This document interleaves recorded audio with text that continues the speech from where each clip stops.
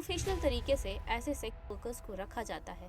मन करे कि मैं बहुत ज़्यादा सेक्स करूं तो उसका क्या इलाज हो सकता है, लेकिन सिर्फ एक रात के लिए कोई महिला मिल जाती तो शायद ठीक होता कि मेल सेक्सुअली बहुत ज़्यादा एक्टिव होते हैं।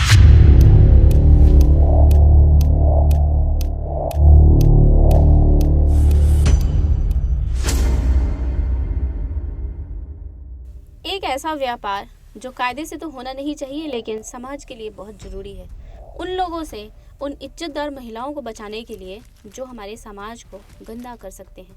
पर दुख की बात है कि आज समाज को बचाने का काम करने वाली महिला की वो पीढ़ियाँ या फिर महिलाओं द्वारा खुद की इच्छा से निर्मित किए गए एक ऐसे समाज जो कि इज्जतदार घराने की बहू बेटियों को सुरक्षा के उद्देश्य से तैयार किया गया था।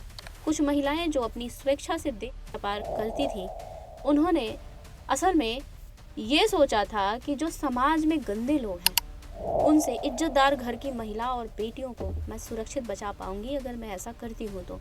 इसके पीछे सिर्फ एक ही कारण नहीं है, ऐसे कई कारण हैं। जैसे कि आज के टाइम पे आप देखते हैं कि कुछ युद्ध में ऐसे लोग होते हैं जो आर्मी का काम करते हैं, कई बार उनकी भी फिजिकल नीड होती है, उसे पूरा करने के लिए प्रोफेशनल तरीके से ऐसे सेक्स वर्कर्स को रखा जाता है। ये एक बिल्कुल पूरी दुनिया में फॉलो किया जाने वाला, मैं कहूँगी कि एथिकल वे है, जहाँ हमें ये भी समझना होगा कि हम हर चीज़ को गंदा नहीं मान सकते हैं, हर चीज़ का आउटपुट गंदा नहीं होता है। अगर हमारे समाज में कई बार ऐसी होती है बातें, जैसे एक नॉर्मल व्यक्ति ही है, उसके अंदर हार्मोनल डिसऑर्डर हो जाए, ऐसी चीज़ की निर्माण उसके शरीर में ज़्यादा हो जाए जिसके कारण उसको मन करे कि मैं बहुत ज़्यादा सेक्स करूं, तो उसका क्या इलाज हो सकता है? क्या उसे हम केमिकल से या दवाइयाँ से ठीक कर पाएंगे? नहीं, उसके लिए हम ऐसे सेक्स वर्कर्स रखने पड़ेंगे। ऐसे ही हमारे समाज में ऐसे कई सारी छोटी छोटी ज़रूरतें हैं जिसको ध्यान में रखते हुए महिलाओं को खुद से एक सेल्फ सिस्टम जो उनकी अर्निंग का भी सोर्स बने और वो अपने मन की मर्जी से समाज को सर्व कर सके, वो बनाया गया। लेकिन इसका दुरुपयोग आज के कलयुग में बहुत ज़्यादा हो रहा है। कुछ लोग अपने फ़ायदे के लिए इसको बिजनेस बनाए और इस बिजनेस में महिलाओं को किडनैप करके डालने लग गए, जो मैं अपने पहले एपिसोड में बता चुकी हूँ। आज की इस एपिसोड में मेरा उद्देश्य था कि आपको मैं एक जुडिशियल व्यू दे सकूं कि आखिर न्याय के नज़रिए से देखा जाए तो क्या प्रोस्टिट्यूशन अच्छा काम है? बिल्कुल अच्छा काम है, क्योंकि हमारे समाज में ऐसे कई सारे लोग होते हैं जो अननेचुरल या अनवांटेड तरीके से इस चीज़ की नीड फील करते हैं और इसके पीछे कुछ कारण बहुत प्रैक्टिकल है। जैसे ऐसे पुरुष या ऐसी महिलाएं जिसके कि जो पार्टनर्स होते हैं उनकी डेथ हो जाए, तो ऐसे में इन दोनों को ही आवश्यकता होती है एक दूसरे पार्टनर की, अगर वो यंग है, काफ़ी यंग है तो, और अगर वो कोई बहुत ऐसी नीड में है कि मुझे इमीडिएटली कोई जॉब नहीं मिल सकती तो मैं ये काम कर सकती हूँ, खास करके फीमेल।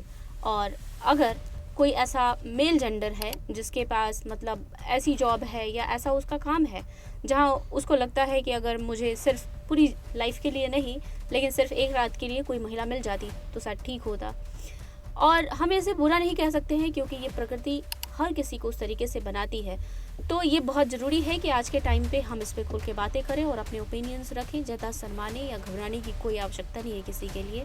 इसलिए बिना ये सोचे समझे मैं आपके सामने ये एपिसोड लेकर के आई, ताकि यदि आपके दिमाग में ये बात है कहीं ना कहीं से कि oh prostitution is a bad thing, तो आपको थोड़ा सोचना चाहिए, क्योंकि हमारे समाज में ऐसे बहुत सारे नीडी लोग हैं जिनके लिए भी ये सिस्टम हमें रखना पड़ेगा। इसलिए हमारे देश का कानून और हमारे यहाँ का जुडिशियल सिस्टम इसके लिए लाइसेंस को मैंडेटरी करता है। मैं कुछ और भी फैक्ट्स हैं जो यहाँ पे रखना चाह रही थी, लेकिन इससे ये वीडियो बहुत लंबी हो जाती। बट वन शॉट में आपको बताना चाहूँगी कि ज़रूरी नहीं है कि हमारे समाज में जो, चूँकि इसका दुरुपयोग होने लग गया है, हर कोई अपनी अय्याशी के लिए जाने लग गया है, जबकि ये सिस्टम अय्याशी के लिए नहीं बनाया गया था। ये सिस्टम बनाया गया था एब नॉर्मल लोगों से आपके इज्जतदार घर के महिलाओं को या उनके घर की बेटियों को सुरक्षित बचाने के लिए। क्योंकि अगर कोई ऐसा व्यक्ति आपके समाज में है जिसको इस तरह के साइकोलॉजिकली या फिर हार्मोनल डिसबैलेंस के कारण ऐसा मन करता है हर महिला के साथ रात गुजारने का, तो वो समाज के लिए एक बहुत बड़ा खतरा साबित हो जाएगा। ऐसे में ऐसे लोगों को कंट्रोल में रखने के लिए हमारे जो पुराने टाइम के दुनिया भर के अलग अलग सोसाइटी थी, उन्होंने इस तरह का प्रोस्टिट्यूशन सेंटर बनाया था, जो धीरे धीरे चूँकि हम ग्लोबली जैसे डेवलप हुए, भारत में भी ये लागू होने लग गया और इस तरह की चीज़ें चलने लग गई। कुल मिलाकर मैं यही कहूँगी कि मेरे हिसाब से अगर ये सेफ्टी पर्पस से रखा जाए तो ठीक है, अदरवाइज़ ये बहुत डेंजरस है। सेफ्टी पर्पस मीन्स अगर कोई हमारे समाज में गंदा व्यक्ति है तो वो किसी इज्जतदार महिला या बेटी को छेड़ने के बजाय उनके पास जा सकता है, सिर्फ इतना। और हम इसे मना नहीं कर सकते हैं क्योंकि ये बिल्कुल प्रैक्टिकली सच है। दुनिया भर में मर्दों पर हुए रिसर्च से ये पता चला है कि मेल सेक्सुअली बहुत ज़्यादा एक्टिव होते हैं और वो कब बिल्कुल साइको की तरह बिहेव करने लग जाएंगे इसका कुछ अता पता नहीं होता है। ऐसा जानवरों में भी देखने को मिलता है और ह्यूमन में भी देखने को मिलता है। तो उस हिसाब से ऐसे वर्कर्स को रखना हमारी सोसाइटी में, मैं वर्कर्स बोलूँगी क्योंकि इस वक्त मैं उनको एक ऐसा काम करने वाली शक्ति समझती हूँ जो जिनके कारण मेरे जैसी लड़कियाँ या फिर आपके घर की बहू बेटियाँ सुरक्षित बची होती हैं। उनको गाली देने के बजाय, उनको बुरा बोलने के बजाय एक बार ज़रा सोच के देखिएगा कि अगर वो नहीं होती तो हमारे समाज के ये कुत्ते जो इतने ज़्यादा हवसी हैं, जो पता नहीं, ऐसा तो नहीं है कि नहीं जाते होंगे, ऐसा नहीं है, क्योंकि हर छोटे शहर में आपको ऐसा कोई केंद्र देखने को मिल जाएगा। अगर ये लोग जाकर के अपनी हवस या भूख उनके पास न मिटाएं तो शायद ये आपके घर में या मेरे जैसी लड़कियों पे डोरे डालेंगे या फिर हमारे साथ भी वैसा कोई घिनौना अपराध हो सकता है जो हम आज न्यूज़ टीवी में सुनते हैं। इसलिए ऐसे वर्कर्स हमारे लिए, यदि समाज में मैं ये कहूँ कि सबसे बेस्ट काम जो कोई कर रहा है महिलाओं के लिए तो वो ये सेक्स वर्कर्स हैं जो हम जैसी लड़कियों को वास्तव में ऐसे हवसी लोगों से बचाती हैं। इसलिए मैंने शुरुआत में कहा कि इस पे जुडिशियल व्यू रखना बहुत ज़्यादा ज़रूरी है। और न्याय की परिभाषा से यदि देखा जाए तो यदि ये महिलाएं अपने आप को बेचने को तैयार नहीं होती, स्वेच्छा से जो तैयार है, मैं उनको धन्यवाद देना चाह रही हूँ। मजबूरी वालों के लिए तो मैं माफ़ी चाहती हूँ कि तुम्हारे साथ ऐसा कुछ भी हुआ, प्लीज़ सॉरी, क्योंकि हम सबकी जिम्मेवारी है कि आपस में एक दूसरे की सुरक्षा की पूरी जिम्मेवारी लें और उसके सुरक्षा को इंश्योर भी करें, लेकिन वो हम नहीं कर पाते। और पता नहीं मेरे इर्द गिर्द भी कितनी लड़कियों के साथ ऐसा कुछ बुरा हुआ होगा।